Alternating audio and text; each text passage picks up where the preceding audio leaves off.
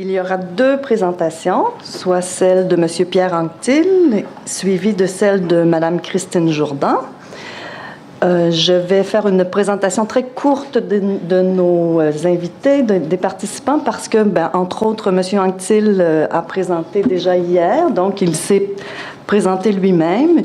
Je signale simplement que, outre le fait qu'il est professeur au département d'histoire à l'Université d'Ottawa, il est aussi le récipiendaire du prix Luc Lacourcière pour son livre « Un poète yiddish de Montréal et son milieu », publié chez, j'oublie, aux presses de l'Université Laval. Voilà. Alors, sans plus tarder, je l'invite à prendre la parole pour sa présentation qui porte le titre « Dans quelle langue le vivre ensemble? La place de l'hébreu et du yiddish dans le sionisme ». Merci beaucoup. Merci beaucoup. À l'origine, on avait un projet qui aurait inclus l'arabe et d'autres langues. Là, on est 2, alors on va travailler à partir de ça. On va travailler à partir de 2 exemples. C'est dans la suite de ce que j'ai discuté hier. Donc, on reprend où on a laissé hier dans le cas où moi j'ai pris la parole. Et on commence avec un concept fondamental dans la diaspora juive depuis le Moyen Âge en Europe, mais aussi dans les pays arabes. Il y a un système d'approche, d'appropriation des langues qui est très particulier, qu'il faut comprendre pour savoir ce qui va se passer dans la relation entre l'hébreu et le yiddish au 20e siècle dans le sionisme. Alors, vous vous rappelez, le principe fondamental qu'on a expliqué hier, c'est que le judaïsme est investi dans le texte pour sa perpétuation. Tout tient au texte. Alors, il y a 3 niveaux de langue dans ce monde diasporique est-européen en particulier. Les langues traditionnelles juives, historiques, l'hébreu, l'araméen, qui sont réservées à l'étude et à la prière. Elles sont porteuses, ces langues, des grands textes doctrinaux du judaïsme, la Tanakh, Mishnah, Gemara, Kabbalah. Donc, il s'agit d'une tradition essentiellement de 5 à 6 siècles. La Bible a un héritage d'à peu près de 1500 ans avant Jésus-Christ. Ensuite, on a le deuxième niveau, c'est les langues juives vernaculaires. Alors, vous avez compris que dans ce système, on ne parle pas hébreu, on ne parle pas araméen, puisque ce sont des langues qui sont lues pour le rituel, sont lues à la synagogue. Les langues juives vernaculaires sont des formes dialectales, sont des langues empruntées et judaïsées, comprises par les Juifs seulement, écrites avec l'alphabet hébreu. Le yiddish, le ladino, le judéo-arabe, les langues de communication entre Juifs. Et troisièmement, il y a les langues co-territoriales. Partout dans le monde, les Juifs ont parlé les langues voisines, les langues dans lesquelles ils étaient plongés. Le russe, l'allemand, le polonais, l'arabe et grand nombre de langues. Donc, c'est un système qui fonctionne sur 3 niveaux simultanément. Il faut maîtriser les 3 systèmes pour être juif. C'est un équilibre complexe qui va être remis en cause par les événements au 20e siècle. Alors, pour vous aider, on va donc écouter l'hébreu biblique quelques minutes, quelques instants, et le yiddish. À partir du texte de la Genèse, alors 2 secondes, Célia. À partir d'un ouvrage, non, on revient avant, oui. OK, vous avez vu la page titre d'un ouvrage qui a paru vers 1920 de Yehoyesh, qui est un écrivain yiddish né en Lituanie, qui a fait quelque chose absolument extraordinaire et qui lui a assuré une grande notoriété. Il a traduit la Bible en yiddish. Voyez-vous, on fait l'inverse. Il est allé utiliser le yiddish pour nous faire comprendre l'hébreu. Et là, on a le début d'un mouvement, il y a un déplacement de sens. Le yiddish va devenir une langue post-vernaculaire et l'hébreu va devenir une langue vernaculaire dans ce 20e siècle. C'est une transformation très, très profonde qu'on va étudier, on va essayer de comprendre. Alors, cet auteur, Yehoyesh, Solomon Bloomgarten, de son nom de baptême, de Vous avez compris. A traduit le Coran, les écrivains arabes classiques, a traduit l'hébreu, et a fait un dictionnaire des éléments hébraïques et araméens dans le yiddish. Alors, si on lit à droite, on a le système hébraïque biblique. Et vous voyez la multitude de points, c'est le système de le système massorétique. Les Juifs ne parvenaient plus à lire l'hébreu autour de l'époque de la naissance du Christ, vers l'an 0. Ils ont donc inventé un système pour le prononcer, parce que l'hébreu n'est composé que de consonnes. Les voyelles sont des lettres vides qu'on remplit, on met la voyelle qu'on veut. Alors là, on est dans le yiddish, il faut aller de l'autre côté, à droite, c'est ça. Et l'hébreu fonctionne, une langue sémitique fonctionne par agglutination. On a un chœur de 3 consonnes à partir duquel on a une constellation de sens à mesure qu'on vocalise différemment ces 3 consonnes ou qu'on ajoute des préfixes et des suffixes. Alors, c'est la première page de la Bible, c'est le récit de la création du monde. C'est un texte que vous connaissez tous. Donc, en le lisant dans les 2 langues, on va faire apparaître ce système. Bereshit bara Elohim et hashamayim ve'et haaretz. Haaretz hayta tohu vabohu ve'hoshech al penei teom. Ve'ruach Elohim merahefet al penei hamayim. Ve'yamar Elohim Yehi or, vayehi or. Vayar Elohim et haor ki tov. V'yavdel Elohim ven haor ou ven haroshech. Vaikra Elohim laor yom ve laroshech kara laila. Vayehi erev. Vayehi Boker Yom Echad. C'est la base du système du calendrier hébraïque. C'est pour ça que le jour commence le soir et se termine le soir suivant. On passe au vernaculaire. On change de système. Voici une langue indo-européenne écrite dans l'alphabet hébraïque qui fonctionne comme les langues indo-européennes, mais particulièrement proche des langues germaniques puisque c'est un dialecte germanique. In Onheb hat Gott beschaffen dem Himmel und die Erde. Und die Erde ist gewesen wüst und ledig und finsternis. Ist gewesen auf ein Gesicht von Theom. Und der Geist von Gott hat geschwebt auf ein Gesicht von die Wassern. Hat Gott gesagt, soll werden Licht.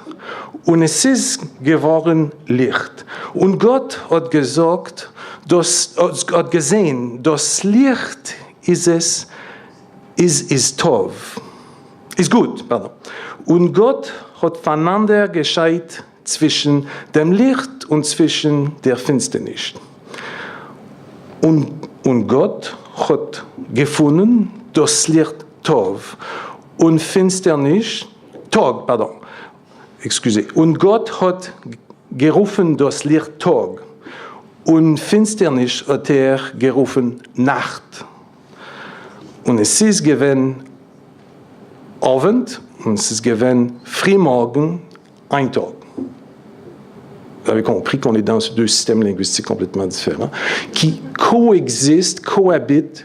Les Juifs maîtrisent les 2 langues, les utilisent à des niveaux différents et commentent l'hébreu en parlant yiddish, sans jamais parler yiddish, sans jamais parler hébreu. Alors, yiddish, qu'est-ce que c'est? C'est issu du moyen haut allemand vers l'an 1000, dans le système culturel ashkénaze. C'est un produit des migrations de la fin du Moyen Âge. Le yiddish migre vers la Russie, devient une langue vernaculaire juive des terres slaves. On théorise à la fin du 19e, on uniformise l'orthographe, on crée une grammaire, on normalise basée sur un des dialectes, le dialecte lituanien, celui de Yehoash. Et on finit par croire, certains Juifs, que c'est la langue nationale des Juifs, ce vernaculaire. Conférence de Tchernovitz en 1908.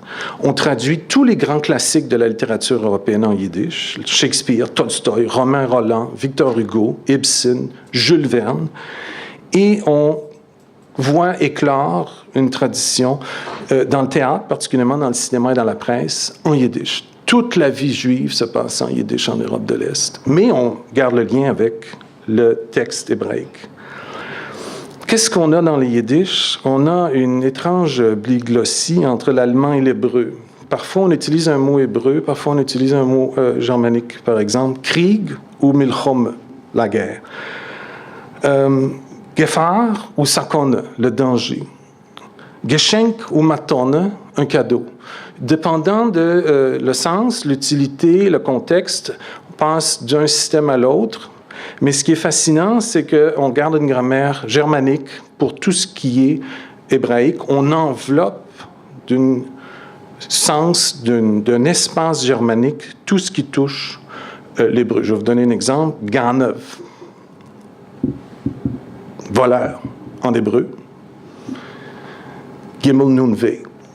Quand on l'intègre dans le yiddish, on dit « Ich bin a Ganev », je suis un voleur. « Ich hab geganvet », j'ai volé. « Ich will ganvenen », je volerai. On en fait cette racine, on en fait une composante qu'on germanise et qui fonctionne dans le cadre germanique. « Moire, ich hab moire », j'ai peur. « Ich will chassene hob », je vais me marier. « Chassene », mariage en hébreu. Et cette diglossie réagit, et le contexte dans lequel aussi entrent les mots russes ou coterritoriaux dans cette langue qui devient, dans une phrase, capable d'utiliser des familles de langues, jusqu'à 4 familles de langues différentes, toujours dans une gangue germanique. On utilise des mots slaves, on utilise des mots hébraïques, dépendant du contexte. On germanise et parfois on utilise d'autres contextes français ou polonais. Qui peut comprendre ça, sauf les Juifs? Puisque, étant une langue empruntée, elle contient trop de signifiants hébraïques sur le plan du calendrier, sur le plan des fêtes, sur le plan du sentiment que ressentent les minorités juives, pour être comprise complètement par quelqu'un qui parle l'allemand classique. C'est à travers le yiddish que les Juifs commencent à aspirer à la modernité, perçoivent le yiddish comme une preuve de modernité, projettent le yiddish comme un véhicule qui va amener les Juifs à l'émancipation, leur permettre de participer à la grande, espoir que ce soit possible d'être un Juif est-européen et d'être dans la modernité, la participation face aux grands courants culturels et artistiques de l'Europe.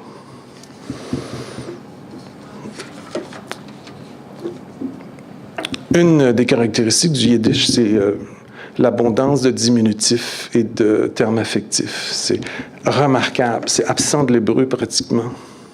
D'où le fameux mot « shtetl ». Stott, shtetl, shtetele. 2 niveaux de diminutifs. La ville, la petite ville juive, et ma petite ville juive, à moi, qui est impossible à mettre au pluriel, évidemment. Weib, une épouse. Weibel, ma chère épouse. Mais Weibele, en particulier ma chère épouse à moi. Dans le yiddish américain, on a le mot boychik. Alors, le suffixe russe accolé à un mot anglais devient un mot yiddish. Un cher jeune garçon, un cher jeune homme. En yiddish français, fissele. Le fils, le mot français, avec un diminutif yiddish, mon cher fils. Scheigetzel, comme moi par exemple. En hébreu, une abomination. En yiddish, un goy, un non-juif. Et quand il s'agit de quelqu'un qu'on aime particulièrement parce que c'est notre voisin, à Scheigetzel. Nigun, le rythme de lecture de l'hébreu biblique, qui est un terme très, très riche de signification et de sonorité, devient pour la chanson populaire, par exemple Hollywood ou Broadway, à niggendle. Donc, on passe d'un sens à l'autre en utilisant toute une série de diminutifs et de termes affectifs. L'absence du « sie », il n'y a pas de « vous » ou de « sie » allemand en yiddish. On est toujours dans le registre de la première personne ou de la deuxième personne. On ne s'adresse jamais à ir, mais à du. Même quand il s'agit, sauf en poésie et en littérature, il n'y a pas cette reconnaissance des différences d'âge, de génération ou de statut. Il y a toujours le parti pris de la familiarité, de la déconstruction sociale au sein d'un même groupe de locuteurs ou d'une population sans hiérarchie sociale. Ce qui pose des graves problèmes quand on traduit, parce qu'on va vers des langues qui ont ces frontières, et là, on est obligé, tout le monde s'appelle par des diminutifs, tout le monde est un cher ami, tout le monde est égal, et ça ne marche pas dans d'autres langues, vraiment pas. Chavez Zenger a dit, personne qui a parlé yiddish a détenu un pouvoir économique ou politique quelconque, qui voulait dire qu'il parlait yiddish tous les jours, dans sa vie de tous les jours, ce qui ne l'a pas empêché d'avoir un prix Nobel en 1978 et de devenir une sommité littéraire.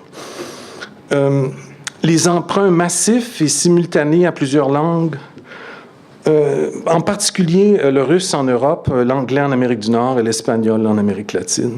Donc, à cause des immigrations, on a vu, il y a une forte territorialisation, immigration, il y a des forces centrifuges dans le yiddish qui font qu'à la fin du 19e, début 20e, le yiddish est présent sur tous les continents, dans toutes les villes du monde, en particulier à New York, qui va devenir la plus grande ville juive de l'histoire juive, où on trouve 25% à peu près de la population qui sont presque tous des locuteurs de langue yiddish. Alors, il y a un transfert de sens, de territoire, un transfert aussi au niveau politique. Les locuteurs yiddish sont toujours polyglottes. C'est extrêmement rare qu'on ne parle que le yiddish. Et ils appartiennent simultanément à différents systèmes de valeurs sociales, religieuses et culturelles. Ils peuvent être juifs dans un environnement et pas juifs dans un autre environnement. Ils peuvent apprendre une autre langue, une langue territoriale, et la maîtriser parfaitement, et son code culturel, mais redevenir à la synagogue une personne avec une référence culturelle très différente. Je ne sais pas si vous avez lu The Second Scroll de A.M. Klein. Peut-être Monica? Non? Alors, c'est un roman qui paraît à Montréal en 1947. L'auteur est un juif d'origine ukrainienne, et dans le roman, on fait référence à 8 langues. Des langues juives et des langues non juives, et les 5 chapitres se passent sur autant de continents différents, et l'auteur, le protagoniste, est à la recherche de sens, et il traverse les langues, traverse les continents, traverse les cultures, et aboutit en Israël, où il va être tué par des terroristes. C'est une langue broyée par l'Holocauste et la destruction du judaïsme est-européen pendant la Deuxième Guerre mondiale. Sur les 6 millions de victimes, il y en a 5 qui parlent yiddish, langue maternelle. Alors, vous voyez l'impact de ça sur ce qui va suivre. C'est devenu une langue post-vernaculaire. Aujourd'hui, au début du 21e siècle, la plupart des gens l'apprennent à l'âge adulte. Baumgarten, l'écrivain français, va écrire dans un livre qui s'appelle le Yiddish, « Les écrivains, artistes ou poètes eurent à inventer une esthétique, des formes littéraires, à trouver en eux-mêmes la force de rester libres, tout en s'adossant au passé hébraïque, en puisant dans les sources vives de la tradition juive, la littérature yiddish. C'est forgé dans un contexte où l'énergie, la positivité, mais aussi le désespoir, la volonté de résister face aux forces de dilution, d'anéantissement, ont servi de stimulant et d'aiguillon. Dans le monde juif, écrire sert à vivre, espérer et à ne pas perdre la foi en l'avenir, à combattre l'oubli et la disparition. L'hébreu. L'hébreu qui est là va devenir une langue vernaculaire au 20e siècle. Moi, je l'ai prononcée à la manière un peu traditionnelle, mais si elle est prononcée en hébreu israélien ou elle est utilisée en hébreu israélien, on est face à une autre langue. est suffisamment différent, cette langue, en un siècle, pour être mériter d'être qualifiée de langue israélienne. Il y a deux grands processus qui ont lieu dans cette langue hébraïque, qui était dans cet état à la fin du 19e. On revernacularise, ça veut dire qu'au lieu d'être lue, la langue est dite. On part d'une langue qui est lue à une langue qui devient la langue du berceau, la langue qu'on utilise pour parler aux enfants. Et les enfants l'apprennent à la naissance et non plus par l'étude dans des écoles spécialisées à l'adolescence ou dans les yeshivot. Et ça signifie que l'emphase est sur la communication et le quotidien. La grande difficulté de l'hébreu biblique, c'était son incapacité de rendre compte des objets concrets.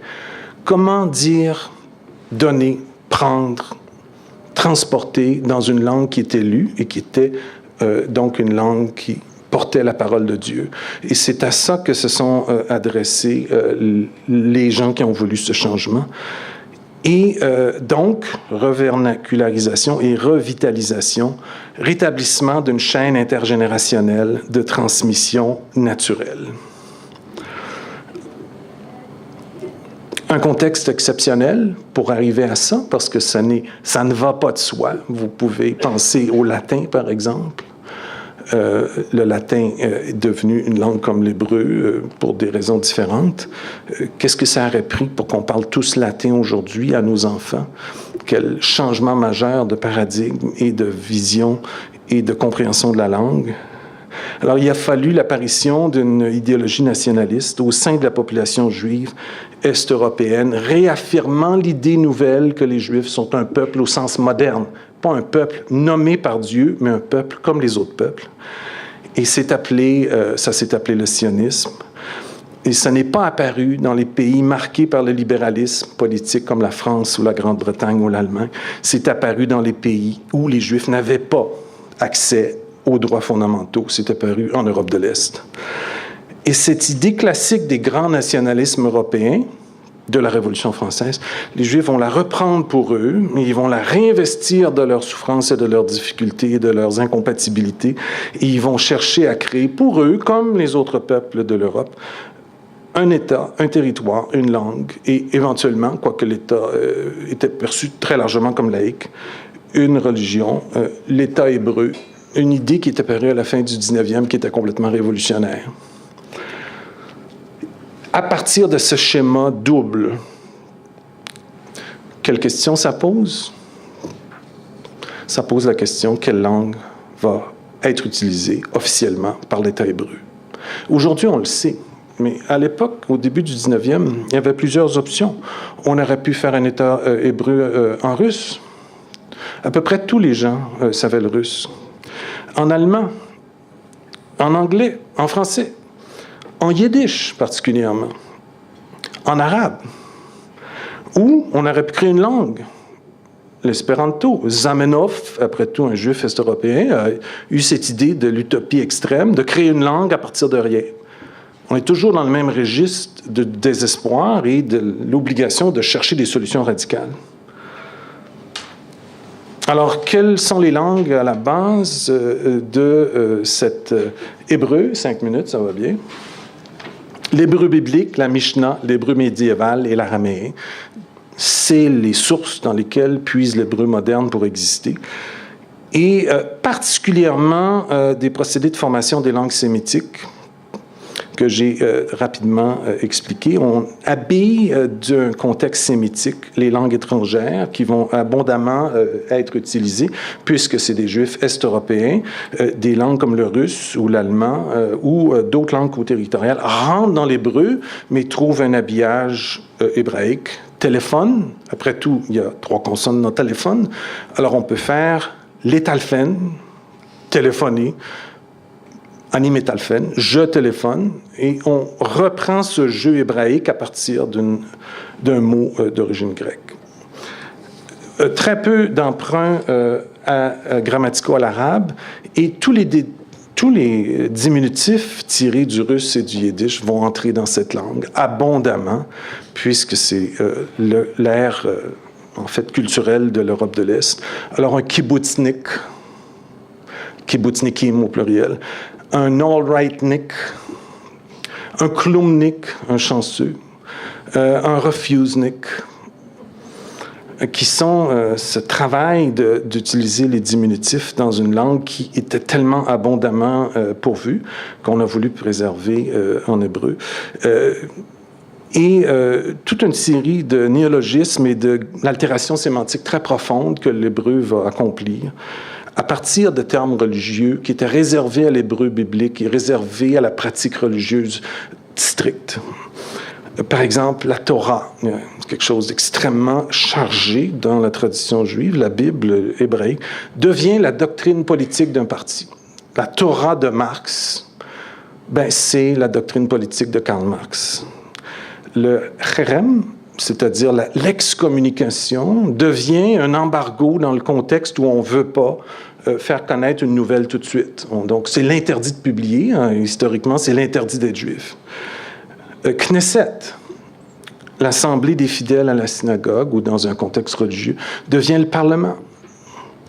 Minyan, le nombre de juifs que ça prend pour prier, devient un quorum dans un parti politique.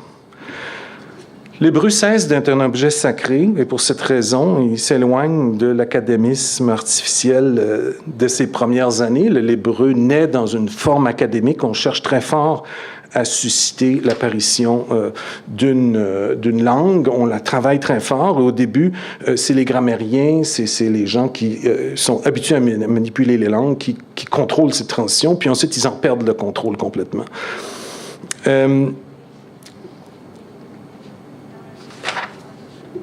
On va aller plus près de notre objet.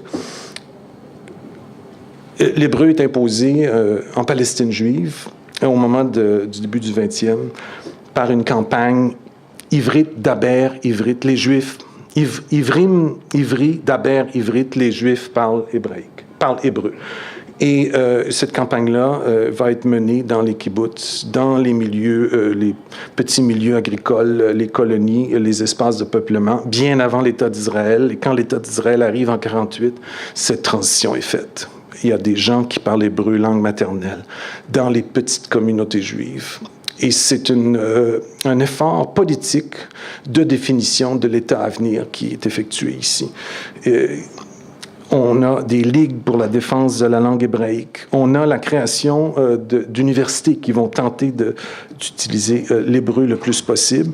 Et quand finalement a lieu l'indépendance et quand les premières grandes vagues migratoires se dirigent vers l'État d'Israël, c'en est fait de cette situation. L'hébreu est devenu vernaculaire et on invite tous les nouveaux venus d'Europe de l'Est, des pays arabes, de l'Amérique, de l'Europe de l'Ouest, à se conformer à ce standard. En 2014, 7,6% de la Palestine, dans le sens territorial du terme, sont juifs. En 2005, c'est 50%, c'est-à-dire si on inclut la Palestine historique. Et l'hébreu est devenu en 2006 la langue de 40% des juifs, langue maternelle, dans le monde.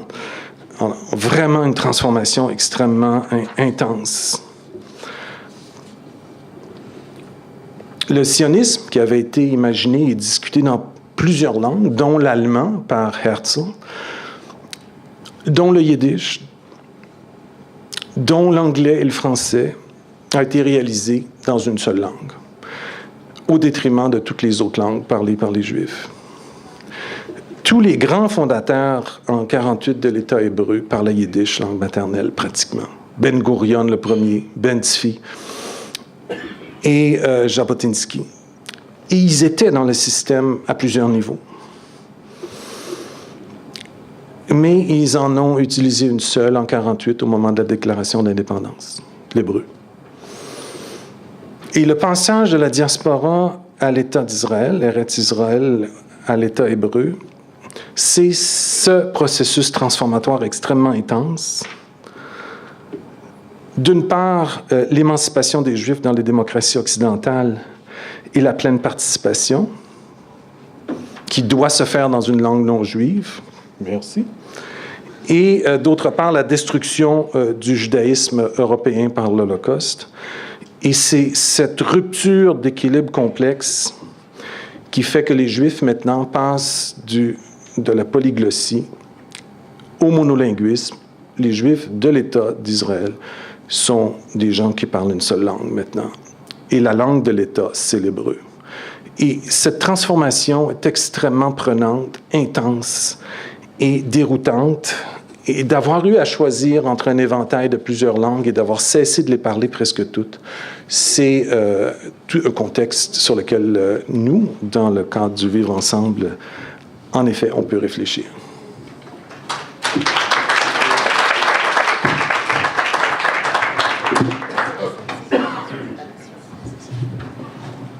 Merci beaucoup, Monsieur Anctil. On va procéder tout de suite à la deuxième présentation qui sera suivie d'une période de questions pour les deux présentations.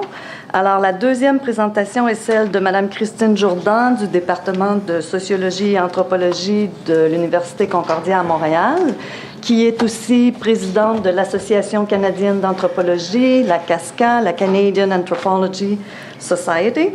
Et sa présentation porte sur les langues créoles et le vivre ensemble. À vous, Madame Jourdan.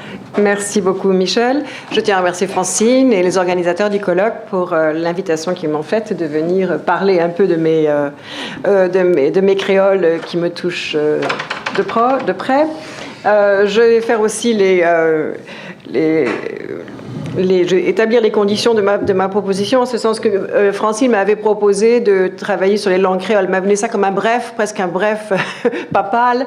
Il faut que tu fasses un truc sur les langues créoles et le vivre ensemble. Et j'avoue que ça m'a un peu interloqué, mais merci Francine de l'avoir fait parce que ça m'a forcé à penser à ces fameux créoles d'une façon qui me permet de comprendre toutes sortes d'éléments importants sur la notion de langue, de pouvoir, de rapports culturels, etc. Donc, j'ai essayé de mettre en place tout ça dans un texte qui n'est absolument pas satisfaisant, ni pour les linguistes, ni pour les anthropologues. J'ai à peu près les mêmes excuses que M. Ciblot présentait plus tôt.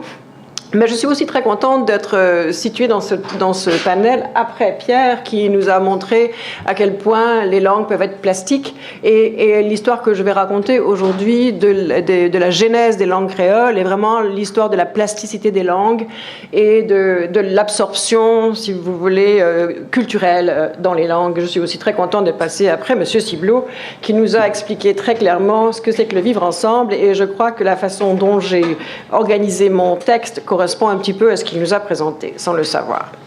Alors, je vais lire quelques parties, puis expliquer d'autres parties. Donc, l'histoire des langues créoles permet de comprendre comment des locuteurs aux prises avec le multilinguisme se dotent d'une langue nouvelle pour pouvoir vivre ensemble. Par l'expression « dotation de langue », je fais référence ici au processus que j'ai appelé ailleurs unlanguagement, et par lequel un groupe social crée ou s'approprie un code linguistique nouveau qui devient le médium du vivre ensemble dans un milieu socio-culturel nouveau.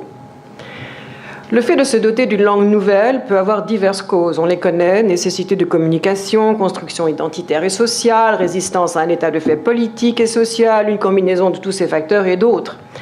Dans tous les cas, c'est reconnaître son appartenance au monde, un monde toujours changeant, qui donne vie au système de sens des groupes humains. Invariablement, cependant, l'histoire de la genèse des pidgins et des créoles, c'est l'histoire de gens dont les circonstances de vie ont servi de scène et créé le besoin de langues nouvelles. Cette histoire est aussi l'histoire de contacts culturels, très souvent dramatiques, comme je l'expliquerai plus tard, et de changements sociaux, radicaux ou graduels, partiels ou en totalité. Dans cette communication, donc, je propose d'examiner la genèse des langues pidgin et des créoles. Ici, je mets les pidgins et les créoles pour une raison théorique que j'expliquerai un petit peu, dans une perspective qui insistera sur le vivre ensemble en tant que moteur du changement linguistique et culturel et de montrer les effets linguistiques du vivre ensemble. Je ferai intervenir tour à tour les concepts de culture et de pouvoir, peut-être moins ici dans la version du texte que j'ai préparé pour la conférence et beaucoup plus dans la version écrite du texte. Deux questions importantes se posent. Pourquoi créer un créole plutôt que d'avoir recours au multilinguisme ou au bilinguisme? C'est une question qui, a priori, peut se poser. Deuxième question, pourquoi ne pas apprendre la langue lexificatrice européenne qui est disponible, soi-disant, dans les milieux que je vais décrire? Nous répondrons à ces questions plus tard. Pour l'instant, je pense qu'il est intéressant de penser un petit peu la notion de vivre ensemble, et je le fais ici brièvement. Je trouve que la notion de vivre ensemble, qui serait heuristique, est encore à définir. Et il est intéressant de voir dans ce colloque ici tous les contours que peut prendre cette définition. Comment définir ce vivre ensemble et en fait de quoi parlons-nous? Je propose qu'on peut parler de cohabitation dans l'espace social, d'interaction dans l'espace social, ou de transformation dans l'espace social, ou transformation de l'espace social. Et je considère ici que la genèse des créoles est un cas extrême du vivre ensemble, celui qui donne naissance à de nouvelles langues et à la transformation de l'espace social par un processus que l'on a appelé la créolisation. Autre question importante, dans la foulée un peu du texte que nous a présenté M. Laplantine hier, le vivre ensemble est-il un état prégnant de façon permanente? Autrement dit, le fer est-il rouge tout le temps? Ou comme nous le rappelait justement Laplantine hier, le vivre ensemble est-il soumis à la temporalité et ne serait-il constitué que d'une alternance de temps forts et de temps faibles? Et les temps faibles, que sont-ils, sinon des entre-soi? Alors, quelques mots sur les créoles pour commencer, de façon à ce qu'on ait tous à peu près les mêmes cadres de référence. Je vais essayer de faire fonctionner l'engin. Oui, c'est là qu'il faut que je type. Voilà, c'est ça. C'est pas sur Michel que je dois tirer, c'est sur l'appareil. D'accord. Alors, quelques mots sur les créoles. On commence par deux définitions. D'abord, la première définition, celle d'un pidgin. Qu'est-ce qu'un pidgin? Parce qu'un pidgin, très souvent, est l'étape préalable à l'apparition d'un créole. Donc, un pidgin, c'est un résulte d'une langue nouvelle, qui résulte de deux ou plusieurs langues, qui se développe dans un contexte de multilinguisme un peu exacerbé, et surtout dans un contexte de multilinguisme où il n'y a aucune langue qui se démarque comme la langue possible qui pourrait servir de lingua franca à tout le monde. Et en plus, c'est une langue qui est surtout utilisée dans des contextes de communication particulièrement restreints, très souvent des échanges commerciaux, et qui est limitée. Alors, il ne faut pas que je me trompe, c'est ça? Voilà. D'un point de vue linguistique, on parle d'une langue qui a une morphologie d'habitude réduite, une syntaxe dérivée d'un groupe de langues et souvent un lexique dérivé d'un autre groupe de langues. Bon, c'est extrêmement réductionniste. Hein. Mes collègues créolistes, s'ils lisent ça, vont probablement s'énerver. Il faut savoir qu'il n'y a au sein des créolistes du monde entier aucune unité d'opinion sur ce que constitue un pidgin et ce que constitue un créole. Donc on arrive à faire de ce genre d'exercice de grand écart pour arriver justement à poser des concepts et les montrer de façon continue ou disjointe. Alors, par contraste, qu'est-ce qu'un créole? Je dis toujours, c'est un pidgin qui a réussi socialement. Il a tellement bien réussi qu'il est devenu la langue d'une communauté de locuteurs et, par effet secondaire, aussi la langue maternelle des enfants qui sont nés dans cette communauté. Pendant très longtemps, on a imaginé que les pidgins devenaient des créoles quand ils devenaient la langue maternelle d'une communauté. On avait oublié une étape, c'est-à-dire qu'il fallait qu'il y ait une communauté aussi pour que cette langue devienne la langue maternelle des enfants. Donc, et d'un point de vue linguistique, on assiste à une petite transformation pour certains types de créoles et pas tous, une expansion de la morphologie, une expansion de la syntaxe, une expansion du vocabulaire, etc., etc. Donc, toutes les langues créoles que nous connaissons ont pris naissance en association avec les contacts culturels liés au commerce entre des populations diverses et avec la colonisation européenne surtout.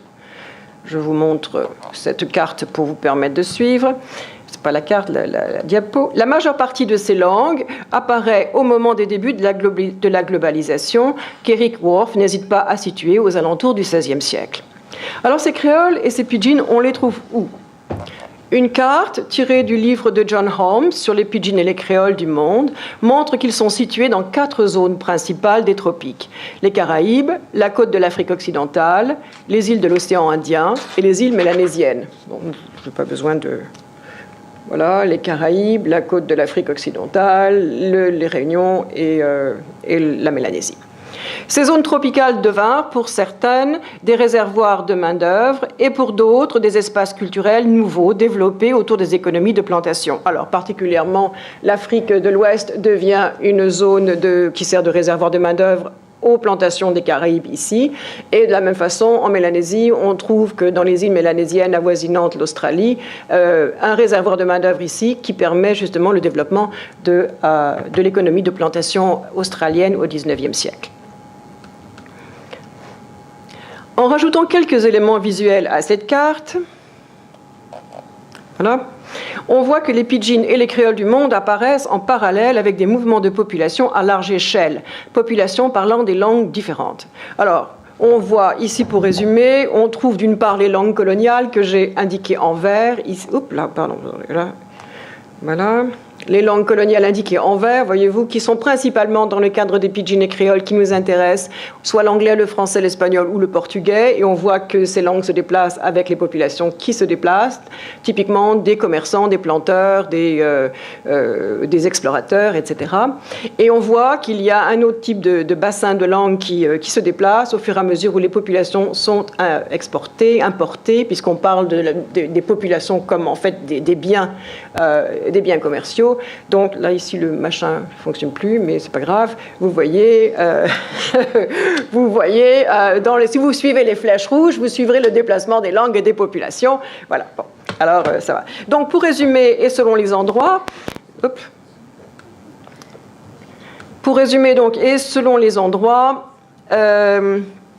c'est ça. On se trouve donc avec des langues coloniales, l'anglais, français, espagnol et portugais, qui ont donné la plus grande partie du vocabulaire des langues créoles, c'est ce qu'on appelle les langues lexificatrices. Et d'autre part, les langues des gens déplacés, les esclaves et les travailleurs sous contrat, qui, pour le plus grand nombre de créoles, ont fourni la plus grande partie de la syntaxe. Alors, pour les Caraïbes, on trouve les langues de la côte de Guinée, incluant particulièrement les langues Kwa, celles du Ghana et de la Côte d'Ivoire, et les langues Gubé, du Ghana, du Togo, du Bénin, du Nigeria, mais aussi le Yoruba et l'Igbo du Nigeria. Et dans le Pacifique, les langues austronésiennes, et les données historiques montrent que sur les plantations du Queensland, environ 65 000 travailleurs mélanésiens venaient de 35 groupes linguistiques différents. Alors ici, encore une carte qui montre justement l'apport linguistique des Mélanésiens aux pidgins qui se développent sur les plantations du Queensland dans la deuxième partie du XIXe siècle. Alors la Mélanésie, c'est une des zones du monde où il y a le plus haut taux de multilinguisme, plus haut taux de langues en présence, avec peut-être jusqu'à 800 langues en Papouasie-Nouvelle-Guinée, 74 langues au Salomon, 80 langues aux Nouvelles-Hébrides, etc., etc. Donc on voit le bassin de multilinguisme qui peut exister ensuite sur les plantations quand tous ces gens-là sont recrutés et viennent travailler dans les endroits qui nous intéressent. Donc cette histoire, c'est une histoire de gens en mouvement, des commerçants, des explorateurs, des colonisateurs, mais c'est aussi l'histoire du commerce des êtres humains et des choses à travers le globe, et aussi l'histoire des sociétés de plantation. Et bien sûr, cette histoire, c'est aussi celle de relations de pouvoir qui sont au centre des mondes sociaux qui ont favorisé la genèse de ces langues. Mais c'est aussi, et c'est notre propos ici, l'histoire à répétition d'accommodement et de négociation du sens, autant que de l'imposition du sens, linguistique ou culturel.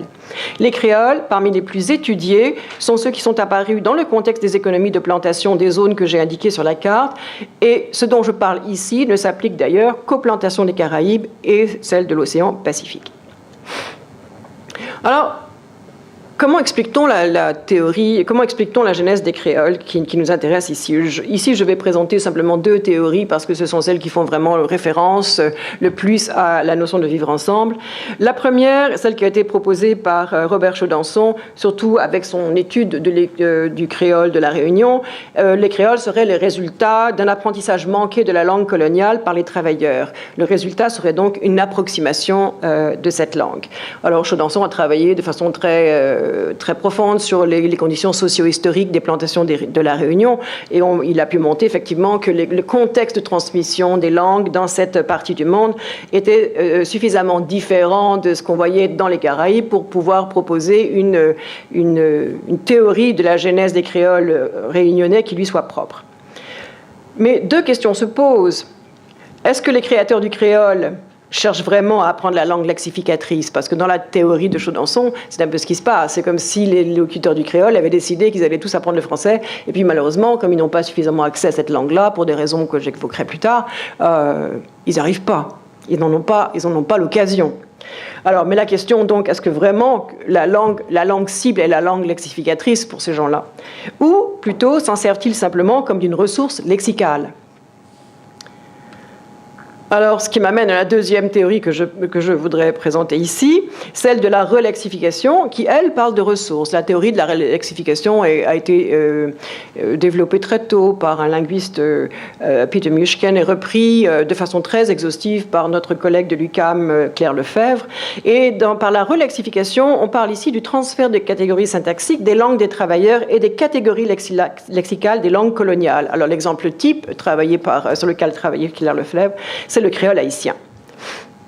Donc ici, je vous montre quelques exemples. Alors ça non, voilà. Alors, processus de relexification, et j'espère que la machine va fonctionner, voilà. Alors, on a par exemple la langue source, qui est en fait la langue parlée par les travailleurs. Ici, voilà, alors constituée de la dimension phonétique, la syntaxe, etc., et la sémantique, voilà. Et puis, on a la langue de substrat, la langue de superstrat, plutôt la langue lexificatrice, qu'on appelait ici, ça c'est tiré de Mushkin 1981, mais qu'il appelle toujours target language et que maintenant les gens hésitent à appeler langue cible. Mais vous voyez, donc ici, on a une sorte de structure de la langue nouvelle que l'on voit ici, qui contient des éléments de la langue source de substrat parlée par les travailleurs et un seul des éléments de la langue cible. Alors ici, vous regardez la nouvelle langue, vous voyez que la phonétique est celle de J, pas la phonétique, mais le lexème est celle de J, et ensuite, tout ce qui est en dessous appartient à la langue source. Est-ce que c'est clair ou non? Ça va? Ok. Alors on continue. Donc c'est la théorie de la relexification. Alors, on va voir ça. Voilà. Et à cela s'ajoute une théorie que l'on appelle le réétiquage, en anglais relabeling, et qui est à peu près similaire, mais qui permet ici une sorte de interprétation du concept qui a été emprunté, ou de l'étiquette linguistique qui a été empruntée pour nommer quelque chose qui existe déjà dans la langue source, ou pour nommer un phénomène nouveau qui n'existe pas dans la culture de la langue source, mais que l'on trouve in situ dans ce nouveau cadre culturel dans lequel on se trouve. Alors, exemple ici, du réétiquetage en pidgin, le pidgin que j'étudie moi aux îles Salomon, vous avez l'entrée lexicale originale, mai, qui veut dire être dans le coma ou être éteint. Et en anglais, l'étiquette la plus proche, c'est die, qui veut dire mourir. Voilà. Et le mot pidgin est die, et play die de cette façon-ci. L'orthographe n'a pas d'importance, mais veut dire être dans le coma et être éteint. Donc quand les Salomonais ont créé le pidgin des Salomon, le mot die qu'ils ont emprunté à l'anglais se trouve on emprunte l'étiquette simplement, mais on lui donne le sens qu'il avait dans le mot qui s'apparente le plus près, c'est-à-dire le mot mai, et donc il veut toujours dire être dans le coma ou être éteint. Mais alors, comment on arrive à dire mourir?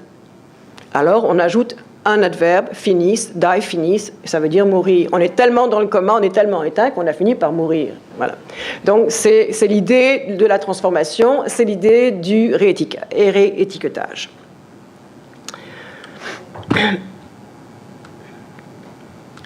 Pour comprendre la pertinence du concept de vivre ensemble pour la jeunesse des créoles qui se sont développés dans ces mondes-là, nous devons nous poser deux questions. Quel monde social est le monde typique d'une plantation sur lequel ces langues se mettent en place, et quels sont les rapports de force, de pouvoir, disons, qui animent ce monde social? Les recherches historiques, démographiques et socio-économiques montrent qu'au début de leurs histoires, les plantations des Caraïbes et du Pacifique partageaient des traits communs. Premièrement, les cultures qui émergeaient étaient essentiellement centrées sur le travail et sur les activités liées au travail. Les heures de travail et le mouvement des travailleurs étaient très surveillés et limitaient le temps libre pendant lequel ils auraient pu socialiser. Les travailleurs interagissaient surtout lors du travail et étaient souvent aux prises avec des relations de pouvoir avec les contremaîtres et les planteurs, mais aussi avec les autres travailleurs. Deuxièmement, les cultures qui émergeaient étaient corsetées par l'absence de culture vernaculaire étendue, par la structure du système de plantation et par le manque d'accès régulier et soutenu à la culture européenne étendue. Le résultat fut que l'acculturation n'eut jamais lieu. Les cultures qui émergeaient, c'est le point 3, se développaient en isolation relative dans des mondes sociaux et économiques presque autarciques, même si on sait que des contacts entre travailleurs de plantations différents aient pu avoir lieu de temps en temps. 4. Les cultures ne pouvaient émerger en tant que telles qu'en uniquement, disons, comme le disaient Mintz et Price, a crowd of individual workers became a community of workers. So, individual workers and a community of workers. Et finalement, les plantations étaient des mondes multilingues où les travailleurs n'avaient pas un accès à la langue coloniale qui soit suffisamment régulier et étendu pour que celle-ci puisse devenir une langue commune pour eux. Dans ces conditions, comment le pidgin créole a pu apparaître ? Je propose que si le travail était la raison d'être des plantations, c'est dans les relations de travail qu'il faut chercher la réponse. Que ce soit dans les champs ou dans les moulins à sucre, le travail était le centre signifiant de la plantation, l'activité autour de laquelle toute la vie sociale des travailleurs était organisée. De par sa nature, activité physique, gestes, déplacements, planification, le travail est le lieu idéal pour le développement d'un vocabulaire. Les contacts réguliers entre les planteurs et contremaîtres d'une part, les travailleurs d'autre part, favorisaient le transfert de vocabulaire technique et pratique. Vocabulaire qui était proposé en quelque sorte par les contremaîtres et les planteurs quand ils donnaient des ordres aux travailleurs. De par sa nature, le travail favorisait aussi le développement de communication collaborative. Sans collaboration, comment pouvait-on interpréter un ordre, apprendre à exécuter ce qui était demandé, expliquer aux autres ce qui était attendu, coordonner les actions pour que le travail soit plus rapide ou moins rapide? Le travail fournissait donc l'espace social où l'identité individuelle pouvait être transformée et où la conscience de groupe pouvait se développer. Le vivre ensemble, si tant peu qu'il y en ait eu un, avait lieu lors du travail. C'est donc autour du travail que les variétés naissantes du pidgin se sont mises en place initialement. Il s'est ensuite propagé, attendez, où est-ce qu'il s'est propagé? Voilà, aux autres sphères sociales de la vie des plantations qui étaient elles-mêmes pidginogéniques. Faire la cuisine, le soir, partager un repas, établir des liens d'amitié, chercher un soutien émotif, blabla. Et il est devenu progressivement la ressource linguistique qui permettait aux travailleurs de communiquer entre eux. C'est le pidgin que les nouveaux arrivants apprirent ensuite. Les langues ancestrales avec lesquelles ils arrivaient ne disparurent pas pour autant. Mais ça, c'est un autre sujet. Mais la relaxification et le réétiquetage, dont j'ai parlé plus tôt, ont pour résultat formel de donner des variétés de pidgin basées sur la grammaire des langues parlées par les travailleurs, variétés qui ont pu causer des difficultés de communication si les langues appartenaient à des langues linguistiques, à des familles linguistiques différentes, comme c'était le cas. Mais la variation linguistique n'empêche pas les gens de communiquer, car au fur et à mesure des prises de parole, les locuteurs s'accommodent de la variation à laquelle ils sont exposés, tous les sociolinguistes le savent. Il faut pourtant tenir compte des rapports de pouvoir existants entre les travailleurs en fonction de leur nombre, de leur statut, de l'ancienneté, etc. Et éventuellement, les différences les plus importantes sont résorbées. C'est ce qu'on appelle le nivellement dialectal. Alors, je vous montre un schéma. Schéma vient ici. Voilà. Et donc, on a, par exemple, 3 variétés de pidgin. Une qui pourrait être A, basée sur les langues bantoues, l'autre B, basée sur les langues B, C, basée sur les langues quoi, et on a un pidgin D. Alors, comment arriver à résorber si vraiment l'histoire est une histoire de fusion, en quelque sorte, de la syntaxe des langues africaines avec le lexique du français pour l'haïtien, par exemple. Comment arriver à la situation que l'on a de nos jours, où on a un haïtien, un créole haïtien. Donc ces résorptions se font tout au cours de la communication, mais je ne voudrais pas non plus vous présenter l'image d'un angélisme linguistique où toutes ces résorptions se font sans rapport de force. Au contraire, il faut tenir compte des rapports de force sur les plantations entre les groupes eux-mêmes, parce qu'il y a des groupes sociolinguistiques qui étaient beaucoup plus importants en termes de nombre, mais aussi en termes de pouvoir, selon leur rapport avec les planteurs et les contremaîtres. Donc il faut tenir compte de tout ça pour arriver à comprendre, au-delà des demandes de la communication, comment ce nivellement dialectal a pu avoir lieu. Alors, continuons, parce que le temps presse. Je prendrai un exemple, celui de la lingua franca de la Méditerranée, pour illustrer comment ça a pu se passer. Alors voilà, c'est un exemple que beaucoup d'entre vous reconnaîtront, tiré du Bourgeois gentilhomme, acte 4, scène 5. Si vous vous rappelez, dans le Bourgeois gentilhomme, il y a une scène qu'on appelle la turquerie, dans laquelle, j'allais dire Mozart, non, Molière, mais c'est parce que ça va ensemble, Molière et Mozart. Molière met en scène donc des Turcs qui arrivent avec un grand moufti, vous vous rappelez peut-être ça, et alors là, le moufti arrive et puis dit «Seti sabir ti respondir, se non sabir tazir tazir, mistar moufti ti quistarti, non intendir tazir tazir». Bon. C'est transparent. Hein, c'est quand même assez transparent. Bon. Alors, si tu sais, tu réponds. Si tu ne sais pas, tu te tais. Bon conseil, je suis le moufti. Toi, qui es-tu? Tu ne comprends pas, tu te tais, tu te tais. Alors, comment arriver? Ça, c'est un exemple type de ce qu'on a appelé la lingua franca de la Méditerranée. Cette lingua franca qui est apparue en Méditerranée à l'époque des croisades et qui a pris son expansion au XVIe, XVIIe, XVIIIe siècle. Il y en avait encore des traces au XIXe siècle.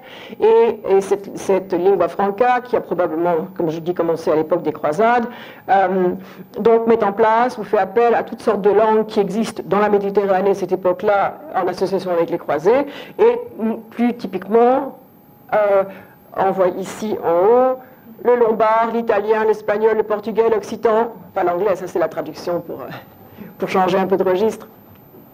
Et le sabir en question que l'on voit ici dans la première colonne à gauche. Alors j'ai essayé de comparer en utilisant les données qui avaient été préparées par une de mes anciennes étudiantes, Rachel Selbach, qui fait sa thèse de doctorat sur justement la lingua franca de la Méditerranée.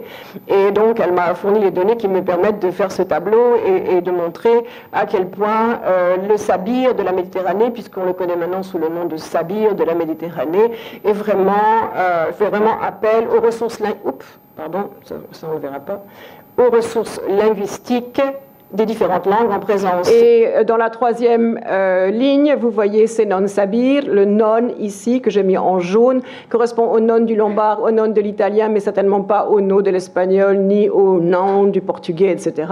Donc vous voyez qu'il y a des emprunts qui ont été faits un peu partout dans les différentes langues qui ont servi, si vous voulez, de langue un peu de soutien à la langue franche qui s'est mise en place. Alors, je vais conclure, blablabla, puisqu'on me dit de conclure. Je ne prendrai pas un autre exemple. Je vais conclure. Donc, pour conclure, où est-ce que je vais conclure sans manquer tout ce que je veux dire?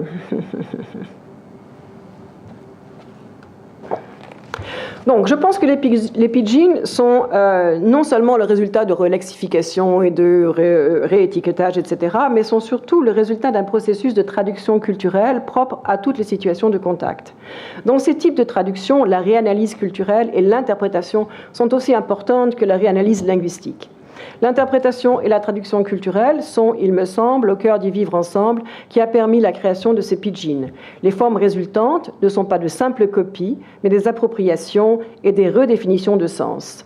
Et si l'on parle d'appropriation, on parle aussi de relations de pouvoir et d'agencéité. Alors pour conclure, en parlant de la centralité du langage dans la pérennité des êtres humains, Foucault a écrit « Parler pour ne pas mourir est une tâche probablement aussi vieille que le monde ».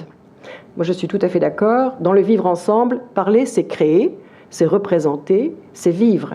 En créant une nouvelle langue qui était en continuité avec leur langue d'origine, mais qui intégrait des éléments importants des langues lexificatrices, les créateurs des pidgins et des créoles se sont mis sur une trajectoire d'indépendance linguistique qui a changé leur rapport au monde.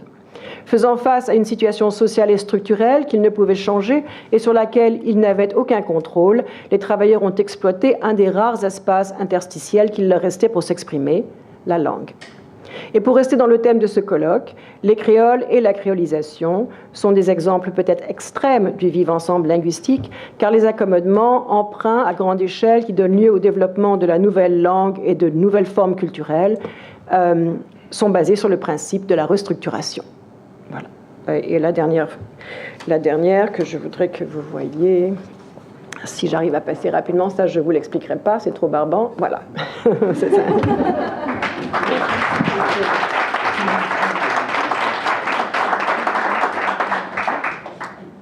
Alors, Merci Christine. Merci à tous les deux. Nous avons maintenant l'opportunité de passer à la période de questions et de commentaires. Donc, sans plus tarder, je donnerai la parole à vous. Monica Heller, veux-tu t'approcher du micro? Oui, c'est toujours plus simple, même s'il faut marcher. C'est super. Bon, Bobola, dis-moi. J'ai une question, ça a été inspiré par un commentaire, ça pourrait être une question en fait pour vous trois. Pierre, oui, Michel y inclus. Pierre, tu as évoqué le développement d'un savoir intellectuel sur le yiddish autour de la Lituanie. Et tu as évoqué un peu marginalement son transfert à New York. Alors, ça m'a fait penser à Max Weinreich, que j'imagine que tu connais, et son fils Uriel, et son étudiant William Labov, et sa femme Gillian Sankoff, et son étudiante Pierrette Thibault, et son étudiante Michel Develuy. Voilà. Et tout d'un coup... Une sorte de lignage. Alors, je me demandais si cette manière, justement, d'évoquer une attention au plurilinguisme qui était propre dans la manière dont tu le présentes au monde yiddishophone, aurait un lien avec une attention dans la sociolinguistique nord-américaine, justement, à peut-être une autre façon de le penser, mais par le biais du transfert de ce domaine intellectuel de la Lituanie à New York et jusqu'à Montréal, jusqu'à Québec. Je ne sais pas si c'est farfelu mon affaire. Non. Ou si ça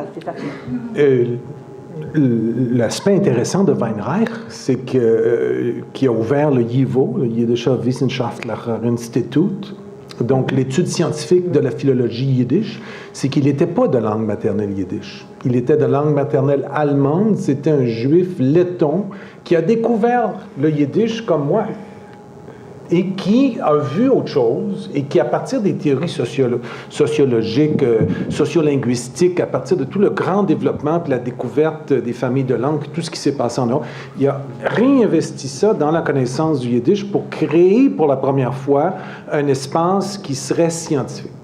Le problème, c'est que ça arrive 20 ans avant l'Holocauste. Alors, ça arrive dans les années 20. Quand ça arrive, la langue va disparaître. Alors là, on est devant un phénomène absolument troublant, qu'on a étudié cette langue au moment où elle disparaissait, et on est à 15 ans là, de distance. Donc, le yiddish est une sorte de paradigme de cette complexité des langues. Mais vous savez, le yiddish est venu jusqu'à Montréal, est venu jusqu'à Québec. Ici, à Québec, les marchands juifs de la basse-ville parlaient yiddish entre eux et ils ont bâti leur communauté sur le yiddish, la synagogue qui est au coin de Salaberry et puis Crémazie. Et ils ont traversé toute leur intégration à la société québécoise et canadienne à partir du yiddish, dont Maurice Polak, ça va vous dire quelque chose si vous êtes de la ville ici, qui était d'origine ukrainienne.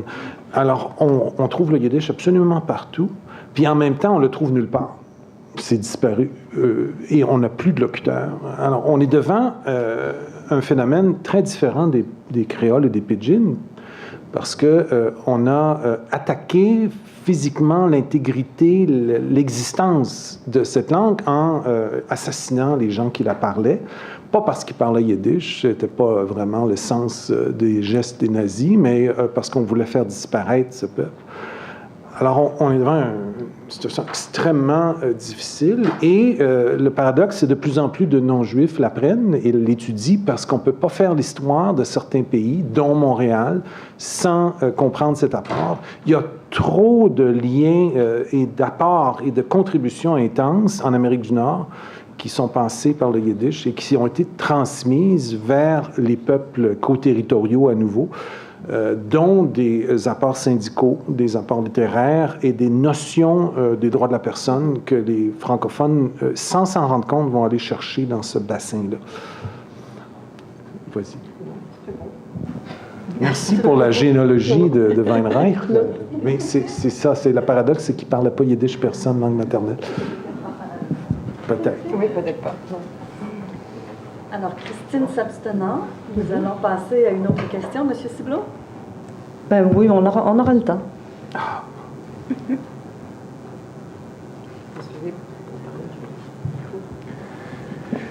Une remarque pour à l'intention de Madame Jourdan. Pour avoir travaillé il y a longtemps sur le sabir, et je ne vous impute pas ce que je vais dire, mais il est souvent vu comme le signe d'un vivre ensemble. En particulier, Jocelyne Darclia a construit. C'est pour un linguiste franchement erroné. Franchement erroné parce que la lingua franca, et je me réfère aux travaux très pointus d'un professeur de Tel Aviv qui en a fait son objet d'étude. Je crois qu'il s'appelle Andronov, mais peut-être est-ce que je heurte son nom, a bien montré que la lingua franca est effectivement celle d'un vivre ensemble, mais interne aux croisés. On en a la preuve, il n'y a pratiquement pas de terme d'arabe. Et ça s'appelle lingua franca parce que c'était celle des francos, désignée ainsi précisément par les gens de parler sémitique et ensuite par les byzantins. La lingua franca dont vous avez donné un exemple est beaucoup plus tardif, elle est du XVIIIe et c'est le chevalier d'Arvieux, consul à Alger, qui avait fourni tout cela. L'information à Molière. Oui, mais même cette langue, donc beaucoup plus qui s'est maintenue en raison des besoins de communication dans les ports de la Méditerranée, n'intègre que quelques mots de turc, très peu statistiquement, et rien, alors qu'on est dans les États barbaresques, rien d'arabe et rien de berbère. Donc c'est quand même et ça s'est maintenu avec les prisonniers esclaves dans les ports barbaresques. Et c'est essentiellement une communication interne. Voilà. Oui, mais je suis tout à fait d'accord avec vous. Voilà. On est d'accord. Voilà. Oui, oui. Non, je me permets d'en parler parce que Jocelyne Darclia a sorti 400 pages totalement erronées pour célébrer de manière œcuménique la convivialité de ce sabir. Je voudrais également m'adresser à M. Anctil, mais pour vous poser une question. Alors, j'ai beaucoup apprécié cette abomination des abominations, avez-vous dit, qui vous permet de circuler avec tant d'aisance et d'élégance entre les langues. Et je voulais vous demander, mais je suis mal informé de la chose, mais pour la mise en place volontariste de l'hébreu comme langue nationale, il me semble que la dimension explicative, ou une des dimensions explicatives, au-delà de la volonté, j'imagine, d'une affirmation identitaire, c'est celle de la création d'un État national avec une langue, sinon uniformisatrice, au moins facteur d'union, et qui expliquerait, pour ce que j'en sais, la lutte que l'État a menée à l'encontre du yiddish, pour ce que j'en sais. Voilà. C'était donc une question que je voulais... Oui, vous avez tout à fait raison. Dès le départ, alors au lieu historiquement, ce qu'on a toujours fait, de travailler sur le yiddish et l'hébreu comme deux tableaux très voisins, on les a opposés de plus en plus. Les hébraïstes, les gens qui voulaient que l'hébreu devienne une langue vernaculaire, ont dû évacuer la langue vernaculaire yiddish, parce que deux langues vernaculaires, c'est pratiquement impensable, simultanément, et l'État hébreu a refusé d'enseigner le yiddish dans les écoles publiques, ne se sert pas de cette langue d'aucune façon, nulle part. Sauf que les Juifs ont résisté. Les Juifs, les Israéliens ont systématiquement résisté à ça. Et il y a des quartiers où on ne parle que le yiddish à Jérusalem, beaucoup. Et vous pouvez voir des mouvements religieux, des mouvements qui sont liés à l'orthodoxie, qui continuent de fonctionner en yiddish dans certains partis politiques et en hébreu. Et là, on a réussi ce tour de force à avoir deux langues vernaculaires parce qu'on n'a pas voulu céder sur la première. Mais pour l'essentiel, le yiddish a disparu très rapidement. C'est une ville assez paradoxale et troublante parce qu'on trouve des journaux en 4 langues et dans 3 alphabets qui sont offerts dans les simples étals journaux. Et Oui. Et tout cet équilibre est encore très précaire.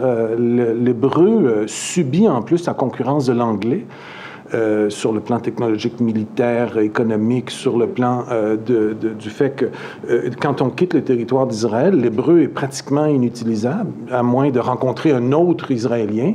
Alors on a donc, comme au Québec, le poids d'une langue universelle qui pèse sur ce système et qui pousse aussi parfois les Israéliens à déformer l'hébreu au profit de l'anglais ou de lui laisser une place.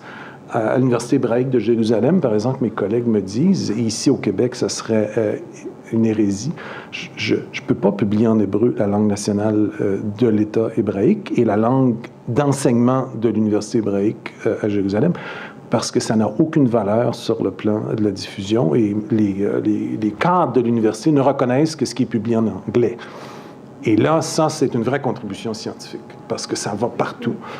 Alors, on est systématiquement, on a un système, mais ce système est fragilisé de plusieurs façons.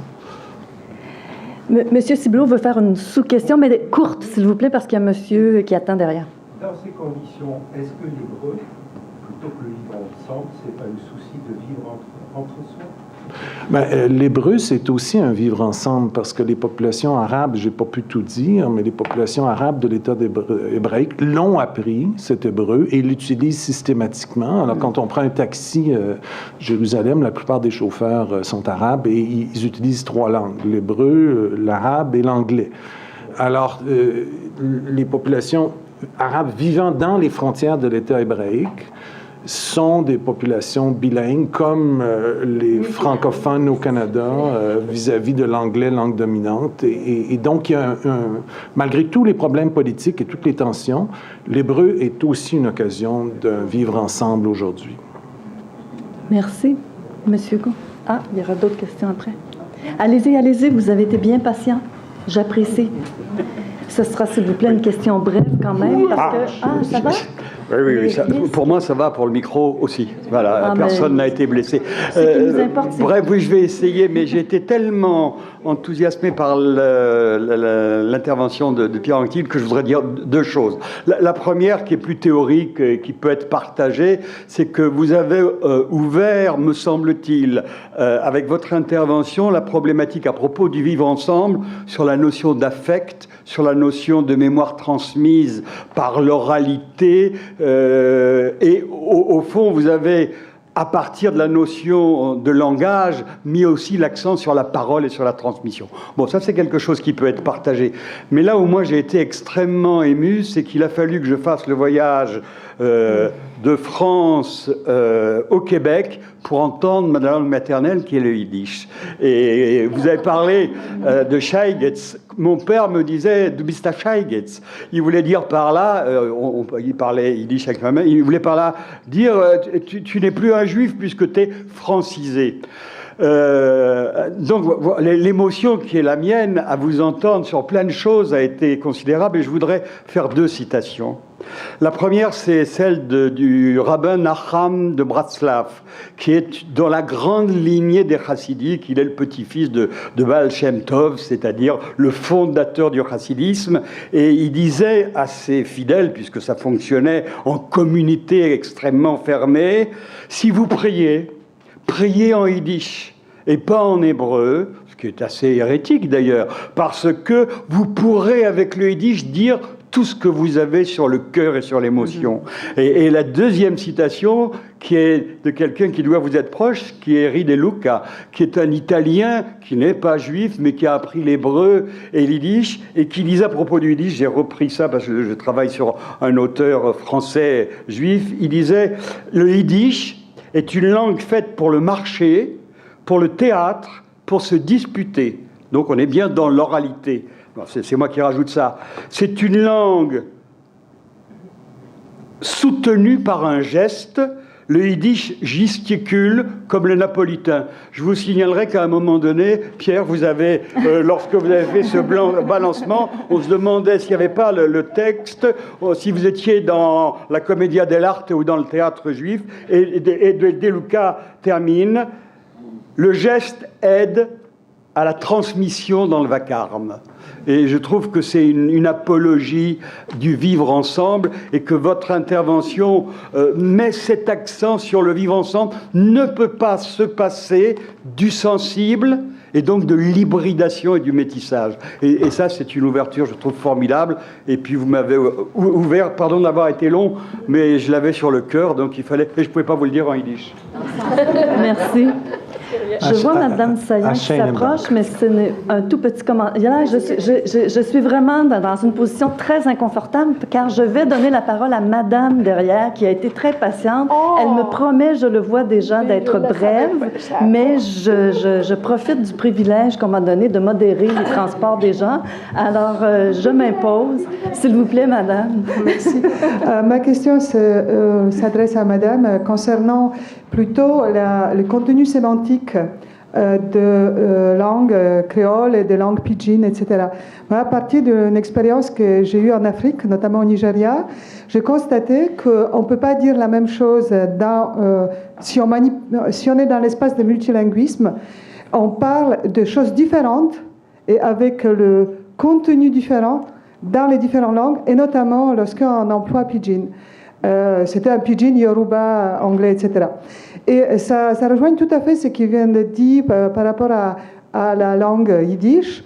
C'est-à-dire qu'il me semble que, étant donné que la créolisation a procédé là où les populations n'étaient pas lettrées, donc qu'elle investissait l'oralité et seulement plus tard l'écriture, donc finalement, elle empruntait de tout ce qui est quotidienneté, et notamment de rapports que les individus avaient vraiment de face à face, de relations interpersonnelles, etc., etc., et très empreintes justement des émotions, des affects, de conflictualité, etc., etc. Et donc du coup, c'est que j'ai observé au fait, parlant deux langues ou trois langues, etc., on était dans les registres sémantiques complètement différents. Et on ne pouvait pas, comme si c'était les barrières linguistiques. Et je pense que ce que vous avez évoqué, parlant de hébreu et de yiddish, est vraisemblablement ça aussi. Si on voulait donner, on peut dire, la légitimité à l'État d'Israël, on ne pourrait pas englober toute cette affectivité des yiddish que vous avez expliqué en parlant, par exemple, de diminutifs. Je tiens à souligner qu'en russe, on peut aller à 5 degrés de diminutif. On est encore plus fort que dans les yiddish. Et donc, du coup, donc c'était épuré. Et c'était une volonté aussi d'épurer finalement les formes de communication en les modernisant, rationalisant, etc. Hébreu, malgré son côté abstrait, se prêtait mieux que yiddish, qui était trop investi d'affect. Merci. Merci, Madame. Ben oui, on va prendre le temps de répondre, certainement. Merci pour votre commentaire. Je trouve ça effectivement très intéressant. Les pidgins que je connais et sur lesquels j'ai lu dans le monde entier montrent vraiment que c'est la langue de l'oralité. La plupart d'entre eux, d'ailleurs, ne sont toujours pas écrits. Ou s'ils sont écrits, ils sont écrits par quelques chercheurs qui font des dictionnaires, comme moi, et des dictionnaires qui ne servent à rien, sinon à moi. Donc, c'est quand même un paradoxe assez intéressant, parce que l'affectivité, effectivement, passe par ces langues-là. D'ailleurs, cette affectivité se mesure tout à fait à la prosodie. La prosodie qui suit vraiment la prosodie des langues locales et qui en a exactement le même rythme et la même élocution et qui s'inscrit vraiment dans un registre d'oralité, d'affectivité qui n'est absolument pas le même que celui qui existe en anglais. Peut-être pour les locuteurs natifs de l'anglais, je ne sais pas, parce que c'est une autre question.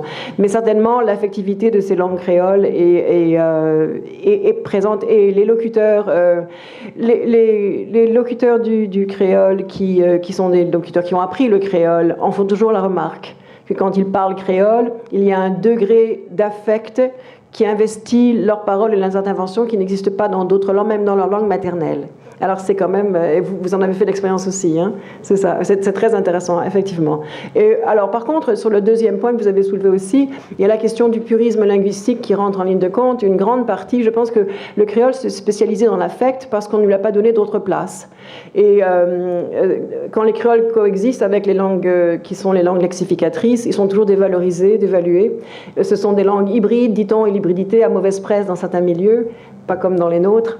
Et donc, ça explique un petit peu une sorte de, pas de diglossie du tout, mais une sorte de spécialisation de certaines langues dans certains registres. Et le pidgin, surtout dans ces parties d'Afrique que vous connaissez, remplit ce rôle. Oui. Merci Christine. Merci à tous. Cela conclut cette présentation. Merci beaucoup à tous les deux.